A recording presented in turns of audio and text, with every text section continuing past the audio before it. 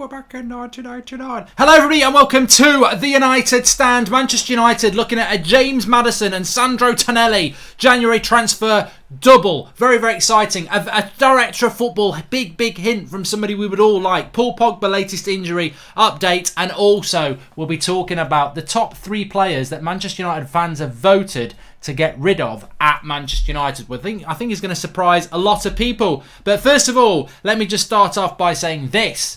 And this is that 2 weeks tonight, Ryan Giggs event, United Stand, an evening with Ryan Giggs right after that Liverpool game. The questions are going to be interesting. You can be there. It's going to be a fantastic evening. Get your best suit out. Bring your girlfriend. Get her in a nice dress. Ryan Giggs event with Manchester United, with the United Stand.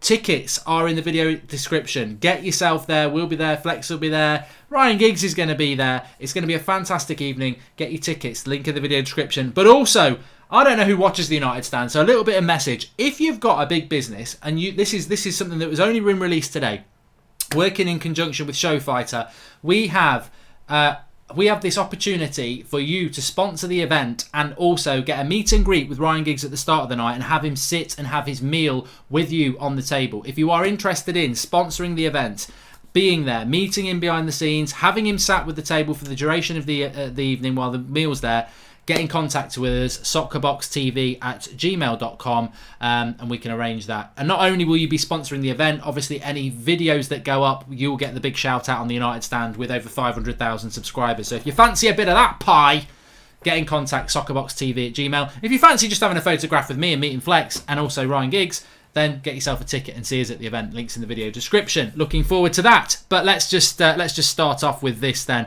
Manchester United looking at a double swoop in January. James Maddison and Sandro Tonelli. I'm going to start off with the more exciting player. I'm going to start off with Sandro Tonelli. Plays for Brescia, 19 years of age. Oh, why do I always say years of old? I think it's a live thing. I never say that in real life. So look. I was saying last night that I've got massive concerns about Ole Gunnar Solskjaer, his coaching staff, Ed Woodward.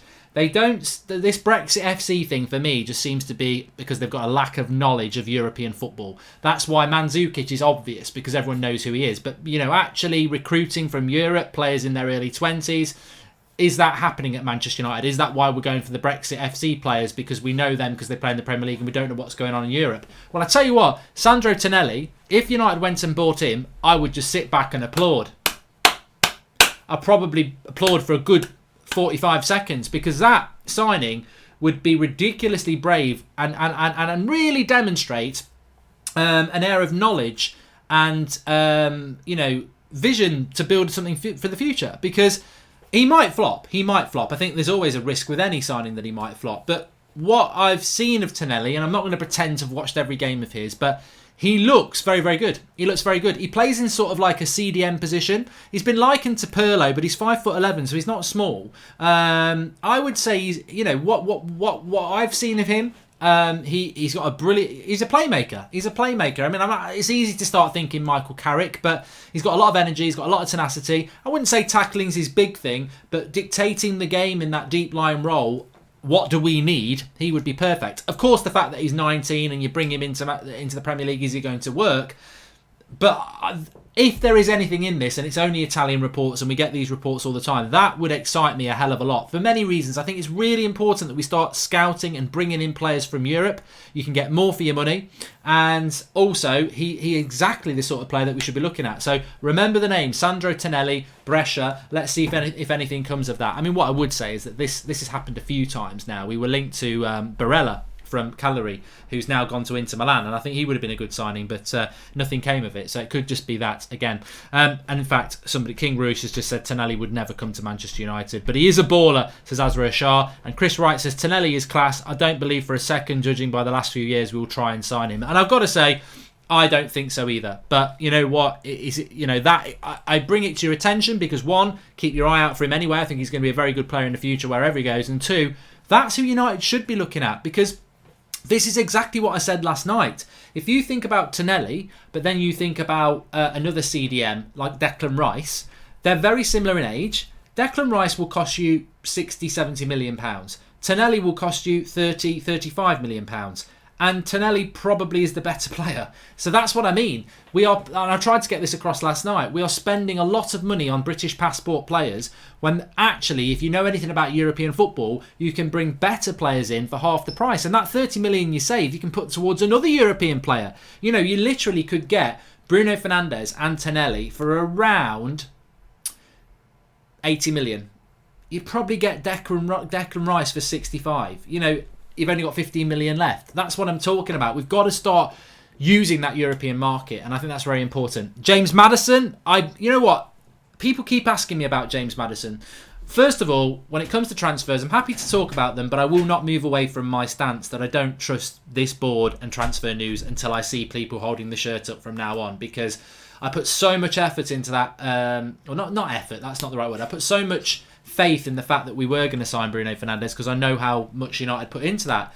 Scouting, everything like that, and the club didn't do it. So I don't believe anything now until someone's holding up the shirt. But with James Maddison, I think he ticks many, many boxes for United. He's British, Brexit FC, he's young, he's here for the future. He's a player that can become very, very good.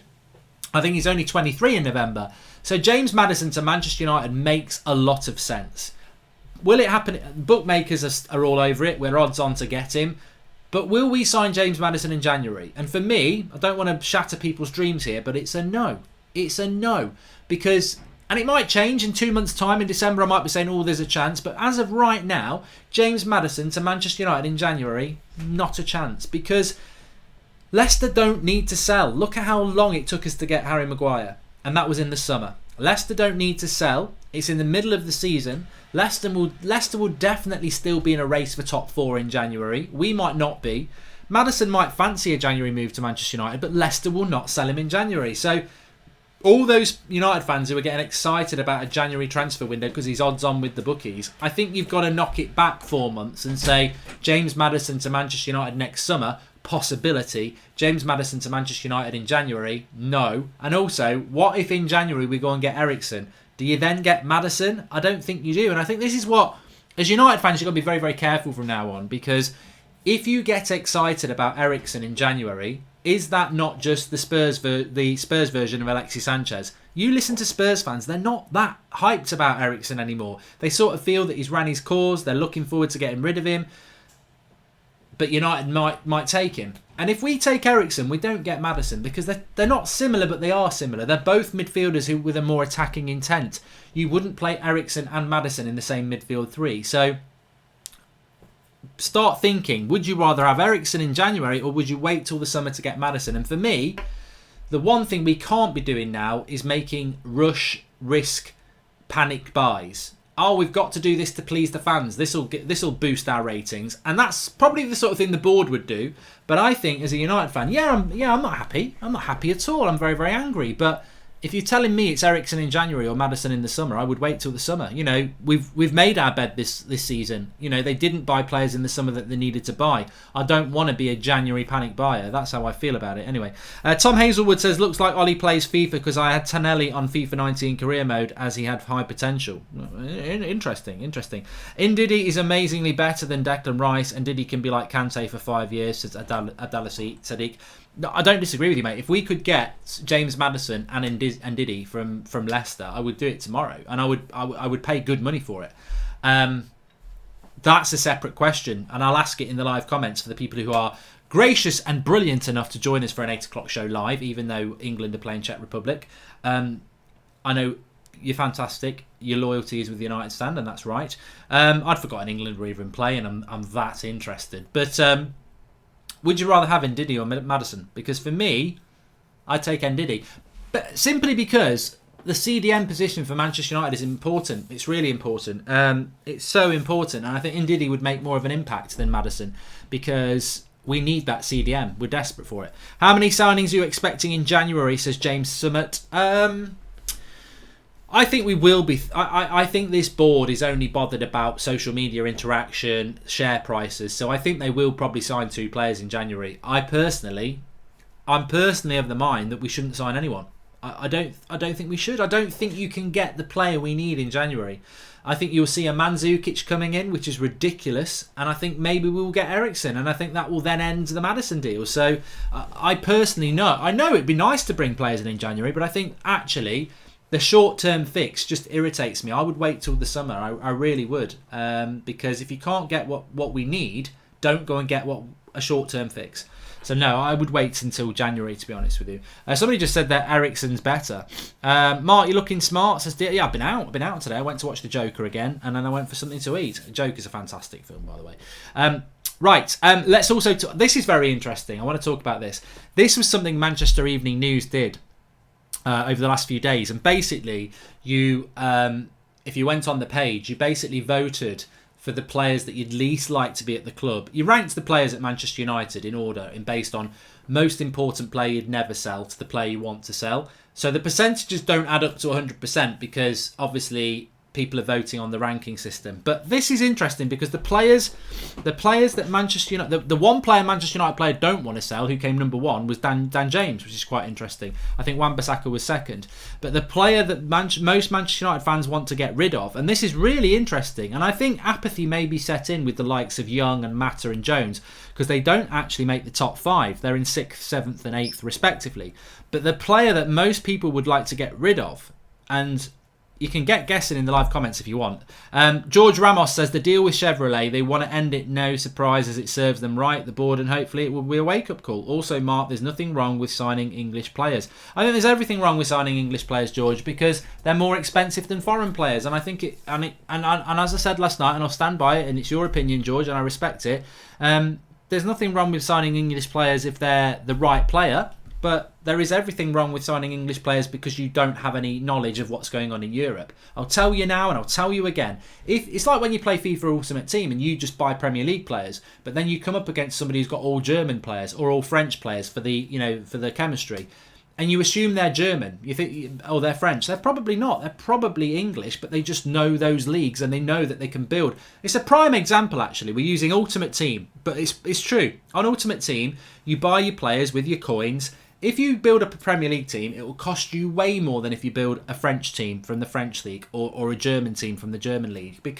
And that's like real life. You can get a Declan Rice for 30 million instead of 60 million. So that's my problem with it. Cantona, the greatest number 7, says, my mate is a Spurs fan. He told me that Vertonghen slept with Eriksen's wife. Could be another Cantona. Yeah, but that's what Eriksen came out and said was a load of bullshit. And also, I heard about that 3 weeks ago from a mate on a WhatsApp group, and I don't think it's true either. Red Devil says, can't we just buy a bunch of City players? They're not our true rivals anyway, and they are a guarantee for success. Also, remember 1989. Give him time. We're back in 1989. Yeah, I think that's pie in the sky talk, Red Devil. They're big enough rivals that they wouldn't sell to us, and I think they're big enough rivals that we actually wouldn't want to take players from them as well, would we? But look, the player that has been voted, the one that got the most votes for United to get rid of, it really surprised me. Andreas Pereira was the number one player, United fans who voted on Manchester Evening News, which is the local paper and a very big website. Andreas Pereira was voted the one player he was in number one position that United fans would like to sell. That did really surprise me, Pereira. I've always been a fan of Pereira's. I'm not convinced he's actually good enough, but I do think he's being played out of position, to be fair to him. And as I said the other night, I would play Pereira centrally, and then I think we'd get something out of him. But Andreas Pereira was voted the number one player that United fans want to sell. In second place was Juan Mata, which I haven't got a problem with that. As I said, I think I like Juan Mata, but as a footballer for Manchester United, I think that contract we gave him in the summer was nothing short of ridiculous. It really, really was. And I don't think he offers us anything anymore other than over £100,000 a week bill. So I agree with the Mata thing. In at number 3, I don't think there's any surprises here, Jesse Lingard. So that's your top 3 players that United fans voted they would sell tomorrow in order. Pereira first, Mata, and then Lingard. So I don't know what your thoughts are on that. In 4th place was Rojo, and in 5th place was Fred. And then you had Young, Mata and Jones, like I say. But Pereira, Mata and Lingard. I don't think Jesse Lingard will like to hear that. You know, his social media and his clothing line won't like to hear that. But yeah, I think Lingard and Mata are deserving of it. But Pereira did surprise me. And like Brandon Mahaba says that, you know, he's a centre attacking midfielder. He's not a winger, Pereira. So it's a little bit unfortunate on him. But Illa United says Lingy, Mata and Matic and Andreas out. And Lingard should go, says Pabba Robertson. But yeah, I am a little bit sad on Pereira, says Daniel, and I sort of agree with you there. Pereira isn't even played in his proper position, says Vandy Candy. Pereira would be a decent CAM, not out on the wing, says Signature Tattoo. But you know what? There might be a level of depth with that Pereira vote, because if you're asking me honestly, what do I think about Pereira, even as a number 10, I've got to say, I'm not sure he'd get in an Everton team. And that, you know, there's not many United fans thinking like that. I give respect to the live comments because, to be fair to you, One United Nation says no to racism. 100%, mate. I don't know what's prompted that, but nothing needs to prompt it. It's a very, very relevant message. So thank you for that. But I do, obviously, I wouldn't do the shows if I didn't respect you, but I do respect the United Stand Super Chat, because I think like a website, like a forum, like a magazine, like a newspaper, you get a voice. Even though there's thousands of you involved, there is a collective voice. And I think when I look at the live comments of the United Stand or the comments below, the general community voice for me is one that's very realistic, very knowledgeable, and understands what this club is all about.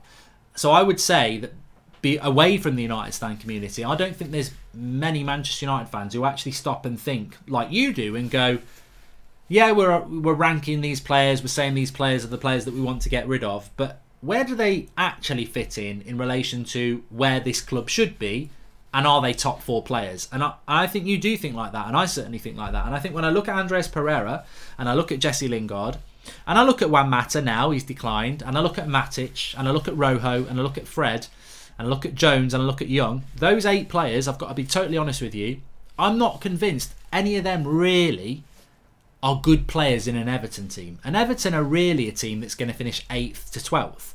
So does Jesse Lingard get in? Maybe, if he's in a good vein of form. Fred? Maybe, if he's in a good vein of form. Rojo? The same. Mata? I don't think so.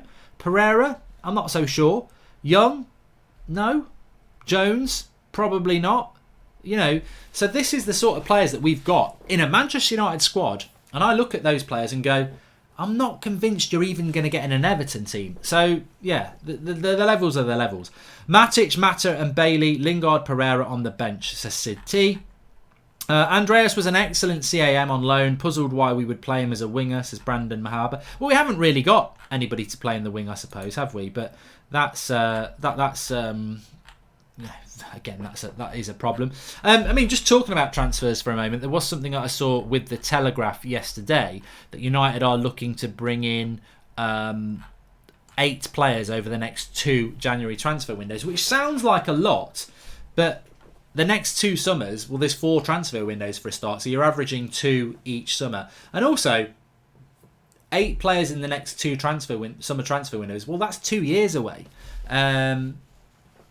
I just don't think there's the urgency at Manchester United there needed to be. I think that they had the summer that's just gone. They're very happy with it, but actually it's not that good. It isn't that good. They went, oh yeah, we got 3 players in. We're really pleased with the business that we did. 60 million net spend is crap, and you didn't get any midfielders or attackers in. If you look at like the speed at which Man City or a Chelsea or a Liverpool last summer, Liverpool brought brilliantly last summer. Who did Liverpool bring in last summer? Did they get Shaqiri, Fabinho? Alisson, I think they got another 2 after that, certainly another 1. Teams don't do. I think my frustration with this whole give Ollie time. We're back in '89. Give him time. We're going to buy players over the next 2 years. It's all like, yes, be happy, but it's all down the road. It's all in the future. This will be great. You know, look at this waste ground. In the future, we're actually going to build a really nice house. Yeah, but at the moment, it's still waste. It's still garbage. And why should I believe you? You're just painting a picture that's not real at the moment. But also, I just don't feel it's quick enough. Everything's in the future. Oh, we're going to buy 8 players over the next 2 years. But why are you not doing it now? Why are you not doing it now? And I know 8 players was unrealistic, but why didn't you get a midfielder now when we really need it? Why didn't you get an attacker now when we really, really need it? Everything's about the future. And I think proper clubs that were ambitious don't... I guarantee you, if Manchester City don't win the league this season, they won't sit there in August next year and go, over the next 2 years, we're going to buy players to get back where we need to be. They'll just go out next summer, spend 200, 300 million, buy 4 or 5 players and be ready to go again. That's what teams do, because time waits for nobody. Time waits. You know, if you're going to buy 8 players over the next 2 years, what do you think Liverpool, Man City, Chelsea, Arsenal, Spurs are going to do? Sit back and go, oh, give them 2 years. They're going to buy players anyway. So it's all a little bit too slow for me. What players that we sold in recent years would you bring back, says Jose Frias? None now, because I think all the players over the last 2 years that have gone have been correct. Daley Blind sort of stands out a little bit, but realistically, I still think we're better off with Lindelof and Maguire now. Memphis, not really. I do still question his attitude. There's nobody over the last 2 years that I think... Herrera, but we didn't sell him anyway. He walked out, didn't he? Adam Moonman says, the youth need to go out on loan whilst this rebuild is going on. We don't have the first team to bring them into. Means even more transfer needed. Exactly. I think that's a very, very, very accurate comment, Adam, that we do definitely need to put the youth out on loan. But we won't do it because they are papering the cracks on the fact that we didn't do enough transfer business. So, yeah. Defo. And Ibrahima John says Bruno Gomes, Haaland, Eriksen, Everton, Suarez and Romagnelli would improve Manchester United immensely. What do you think, Mark Goldbridge? Ibrahima John, I don't know why we'd get Romagnelli because he's a centre-back. I don't think we need him. Haaland, interesting. Eriksen, Everton, Soares, Bruno Gomes. Well, there's 2 players there that I just don't think United would be looking at. I just don't think that scouting system works like that. I think we are very much Brexit FC, Britain FC. Can't believe how many Liverpool fans is trolling here, says Lucas Rahat. Well, they've got nothing to troll about. You should just be feeling sorry for us, surely. I've seen a video of this discussion about how much United would need, and I agree it's probably 600 to 700 million, says 420 Marley. I agree, mate. I do. I agree with you. I think that United...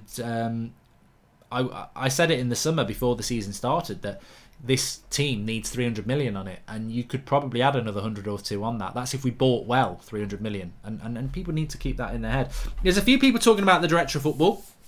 So Van der Sar has spoken again. These are words from his mouth, and he's basically said that the 2 clubs that he's most interested in are Ajax and the last club that he played for, Manchester United. It's something that would definitely interest him in relation to working for Manchester United, but he still feels he's got more to learn at Ajax. So a lot of people getting excited about that because basically this is the second sort of director of football that's put themselves in the shop window for Manchester United. We had Ivan Campos at the start of the week. We've now had Van der Sar at the end of the week. But this sounds to me a little bit like Campos, where yes, Van der Sar is saying yes, I would be interested in the job, but it's more like that question is being put to them by the media, who obviously know that we need a director of football and talking to candidates themselves. I don't feel this is coming from anything from Manchester United, and certainly when Van der Sar is saying that that he would be interested, but he's still got a little bit more to learn at Ajax, it just talks to me that yeah, Van der Sar would be interested, but it doesn't sound like United are interested. So look, I would take Van der Sar. I think he's the only ex-player I would take with any confidence as our sporting director. But as I've said before, it doesn't sound to me that even if we do get one, and I don't think we're close to getting one, it doesn't sound like we would give them the job that they're meant to be doing anyway. For me, a sporting director or a director of football should come in, be in charge of transfers, in conversation with Ollie, definitely, but it sounds to me like if a director of football comes in, they will help out, but the final word will come from Ollie and the board, and that's not what a sporting director should be. A sporting director should be in charge of recruitment, in charge of contract renewals, in discussion with the manager, but not beholden to the manager. And it doesn't sound like United are going to do that. So even if we did appoint a director of football, I suspect it would be another cover-up, another puppet to appease fans, but they wouldn't actually get the role that they're meant to get. So a director of football would be massively I think actually a sporting director or director of football, whatever you want to call it, would be the signing of the season, because as long as they were given that role I just described there, if they were in charge of recruitment, then that would be massive for United. That would be a game changer for us. To bring somebody in who knows football and be in charge of that would be a game changer, because instead of that you wouldn't have the system at Manchester United that they have. Because there is Ed Woodward, but there's also the negotiating guy. I think his name's Much, isn't it? I forget what his first name is. And the stuff that's coming out from him from numerous sources, that he is absolutely inept, that he does deals by email. You know, Woodward gets a lot of the focus, but there is this guy that's name that keeps coming up, and he's the chief negotiator, I think. I'm tempted to say Jordan Much, but I don't think his name is Jordan. But it certainly is. The surname is Much, and there's so much negativity around this guy, and this is the guy who's in charge of our negotiating, and his reputation's awful, absolutely awful. Mark, the quicker we understand that our board have no love for our United, the easier the blows, and Ollie is great, but he ain't right for United. I feel bad, says Cantona, the greatest number 7. And Adam Mann says, if Van der Sar comes to United, surely he will have to sack Ollie or the staff around him, regardless of new transfers. The tactics will remain outdated. Adam Mann, I'll come to that in a moment. And John G says, Mark, what you make of Erik ten Hag of Ajax manager? The dream is Van der Sar as sporting director and Erik ten Hag as manager. Ali out. Well, both your comments, Adam Mann as well, sort of merge into something that I wanted to discuss there. A lot of people always say, are you Ollie out? And if you've not been watching the videos of the last few days, then you might not know what I'm about to say. But what I've said about Ollie is that his tactics are terrible, and I'm absolutely against this give him time, we're back in 1989. I can't stand that argument. My only reason to back Ole Gunnar Solskjaer, and the only reason I'm Ollie in at the moment, is because he could still change the way we play, but he's got 1 month to do it, in my mind. And if he doesn't, he's going to get the sack. And the second thing is, I said it at the start of the season, and I will be stubborn now, I don't want Woodward to sack another manager. Even though Ollie might deserve the sack, it doesn't. It's like I was moaning yesterday. It doesn't solve the problem. That board sacking another manager and recruiting another manager is just a repetition of the cycle. So what my ideal scenario, and I said this on Monday, is that the director of football comes in, they have total control in relation to recruitment, and the director of football looks at Ole Gunnar Solskjaer over a period of a month or two and makes his decision as to whether there is a vision, whether the players that he wants are the right players, and then he either keeps him or sacks him. That's what I would like to see. It won't happen, but quite rightly what you said about Van der Sar. If Van der Sar came in as director of football and was given the proper role that a director of football should be given, and he came in and after 2 months he decides Ollie's not good enough, then he should sack him. Yeah, I agree. But that's my dream scenario. Competent director of football comes into the club, is given the authority a director of football should be given, and then if he sees what we're seeing with Ollie, he sacks him. I'm happy with that. I don't want Woodward to sack Ollie and then we've got no director of football. I don't want that scenario, but I fear that's what we're sort of hurtling towards, if I'm honest. If you're missing United just watching England, says Teddy Eastide, I won't be doing that. I'm going to go and watch something else. It's not the manager's fault. 4 managers all failed, says HYS Football. I think the managers have to take some responsibility. As I've said, I'm not one of those United fans who is totally putting the blame on the board or totally putting it on the blame on the players or totally putting it on Ollie. I think all 3 have a percentage of blame. I'd put most of the blame with the board, maybe 60 to 70%, probably 60%. I'd put 15% with the players and 15% with Ollie, but there is still blame to be attached to the players and Ollie. Would you take Wenger at United, Mark, says Ben Savage? Not for me. I think he'd do a better job than Ollie. I do. I think the one thing about Wenger is he's not going to come in and play 4-2-3-1 with 2 centre defensive midfielders. He would try and play a good brand of football, but you look at Wenger in those last 10 years at Arsenal, he was a joke. He was a clown. So why would you want him at United? I just think some people would take Wenger because he's better than Ollie, but that should not be a reason to take a manager. Would you give Pochettino time at Manchester United, says Jose Frias? Can I give you the honest answer, which I normally do? I don't know about Pochettino. I know a lot about Pochettino because I watch a lot of Spurs. And I know a few Spurs fans, and the thing about Pochettino is the general negatives with Pochettino are he doesn't win trophies, he is slow to react with his substitutes, and is stubborn in relation to how he plays. Well, we've sort of had that for the last... I think Ollie's a bit like that, and Mourinho was definitely like that. So I think Pochettino could come in and irritate United fans quite quickly. So I don't know that I would give Pochettino time. I don't know. I just don't know anymore. And I think that's the biggest problem at United at the moment. Give Poch time. It's 1989, says Gru MZ. Yeah, that went down well, that little song last night. I think people assume that it means I'm Ollie out. It doesn't. I just absolutely detest the comparison between Sir Alex in 1989 and Ollie now, because the poles apart. There is no comparison at all. I have a bad feeling Jose's coming to Arsenal, says Archie. I don't think that Emery is actually on the cusp of being sacked, to be honest with you. A lot of you, like 420 Marley, would like Pochettino. And again, David Jones says he loved the show. Yes, please do smash a like if you're watching live. Let's see if we can get 1,000 likes while we are live. But look, a lot of you want Pochettino. This is the brilliance of it. You know, you've all got your own opinions, and if you're asking me if I think Pochettino's better than Ollie, yeah, I do. I really wish the board had waited till the summer before giving Ollie the job, because I don't think he'd be in the job now. Or if he was, we'd be in the Champions League. I think the board made a bad error appointing Ollie in March. I think we all wanted it. I admit I wanted it, but the board should have made a business decision, not a passion decision. Quick question, Mark. What about Ziyech on the right wing, says Ryan Smarabunk. I'm amazed that Ziyech's still at Ajax, Ryan. I really am. I think that we haven't got a right winger, so Ziyech, yes, definitely 100%. And I think he was available for good money. I don't know why nobody bought him. And the fact that nobody bought him makes me think, why didn't we buy him? He probably was available for about 25 million. But you know what? Is that what I was talking about last night? You know, Van der Beek, Ziyech, Bruno Fernandes, Thomas Partey. Did we just go British because Ollie doesn't know the European market and he didn't want to buy another flop? A European flop.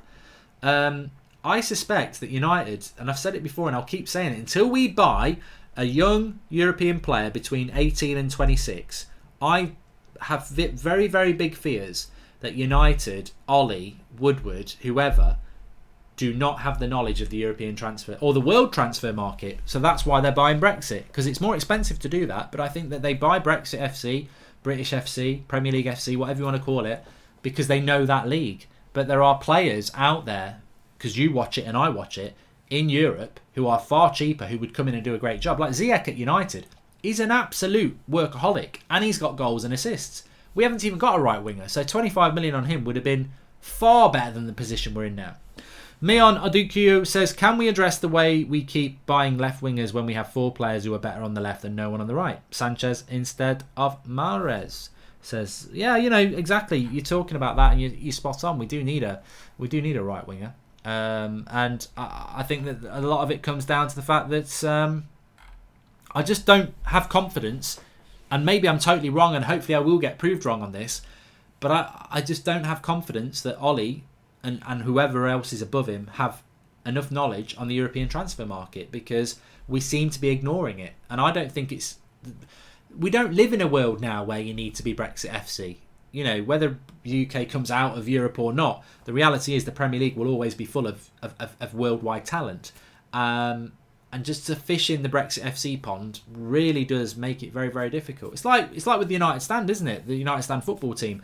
We could only get players to play for us from London because all the games are played in London. But you've got people from all around the UK who want to play, but they can't travel from Durham to London to play a game because it's like 6 hours drive. It's 3 hours from Manchester. So, you know, realistically, you want to be playing your games in Birmingham because that's accessible for everybody.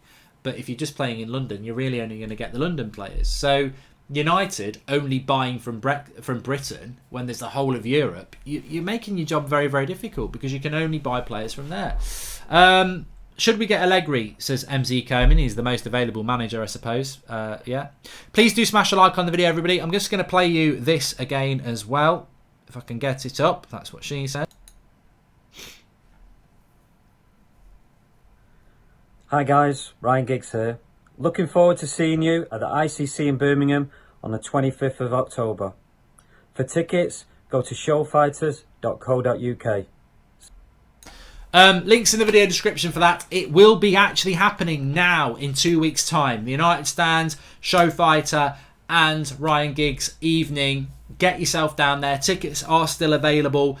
Really looking forward to that. Obviously, me and Flex are going to be there. We'll be filming it as well, as I'm sure you will be if you're there. So get your tickets. Really looking forward to that. 2 weeks tonight. And of course, nothing's going to change at United in 2 weeks. That doesn't mean that we can ask Ryan Giggs some really, really pertinent questions. You know, the only Premier League game we'll have played is Liverpool. So the question will still be, what's your thoughts on Ole Gunnar Solskjaer? What's going on at Manchester United? He was there under Van Gaal and Moyes, so he will know what's going on. There's some big questions to ask Ryan Giggs, and you can be there meeting us and getting the answers to those questions. And also, I must just remind you all as well, if any of you, I don't know how well you are off, or if you've got businesses or anything like that, if you want to sponsor that event, we have a package that has only been released today where you can sponsor the event, have a meet and greet with Ryan Giggs before the event. He'll sit on your table for the meal, full chat with him. If you're interested in that, and also not only will you be sponsoring the event, but any of the video coverage that comes out on the United Stand in front of 500,000 subscribers,